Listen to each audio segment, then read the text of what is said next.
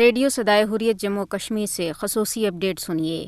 B J پی کے حمایت یافتہ نریندر مودی کے اقتدار میں آنے کے بعد جہاں مقبوضہ کشمیر میں عوام کی زندگی جہنم زار بنا دی گئی ہے، وہیں بھارت میں بھی عوام تنگ اور بھارتی کسانوں کی خودکشیوں کے واقعات میں اضافہ ہوا ہے۔ بھارت میں کئی دہائیوں سے کسانوں کی حالت خستہ ہے اور وہ خط غربت سے نیچے زندگی گزار رہے ہیں۔ اس وقت بھارت میں کسانوں کی خودکشی کی شرح دنیا میں سب سے زیادہ ہے۔ گزشتہ 25 برسوں کے دوران بھارت کو زرعی بحران کا سامنا رہا، جس کی وجہ سے 3 لاکھ سے زیادہ کسانوں نے خودکشی کی ہے۔ 2014 میں مودی کے بھارتی وزیر اعظم بننے کے بعد کسانوں کی خودکشی کی شرح میں 40% اضافہ ہوا ہے، جس نے بھارت میں کسانوں کے استحصال پر سوالات اٹھا دیے ہیں۔ کہا جاتا ہے کہ بھارت جلد ہی دنیا میں کسانوں کی خودکشی کے دارالحکومت کا اعزاز حاصل کر سکتا ہے۔ مودی حکومت کو بھارت کی تاریخ میں سب سے زیادہ کسان مخالف حکومت سمجھا جا رہا ہے۔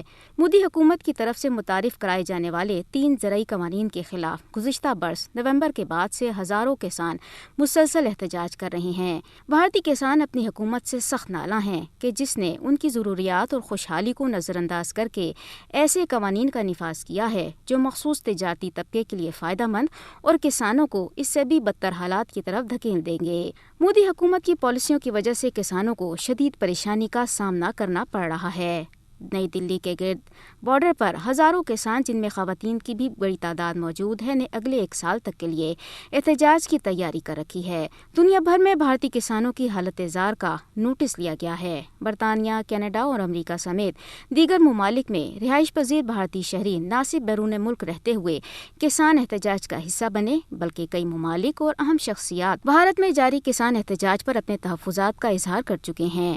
اگرچہ بھارت اس وقت کووڈ کی وبا پر قابو پانے میں مصروف ہے، تاہم احتجاج کرنے والے کسانوں کا مودی حکومت کے لیے یہی ایک پیغام ہے کہ مودی حکومت کسان مخالف نئے قوانین کو منسوخ کرے اور انہیں گھر جانے دے۔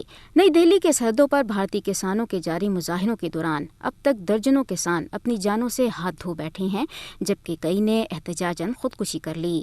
تاہم بھارتی کسان مودی کی مذموم پالیسیوں کے خلاف پوری قوت کے ساتھ کھڑے ہیں اور کسان اس وقت تک اپنی احتجاجی تحریک جاری رکھنے کا عزم کر رہی ہیں جب تک کہ مودی حکومت بھارت میں نافذ کردہ 3 نئے زرعی قوانین کو منسوخ نہیں کر دیتی۔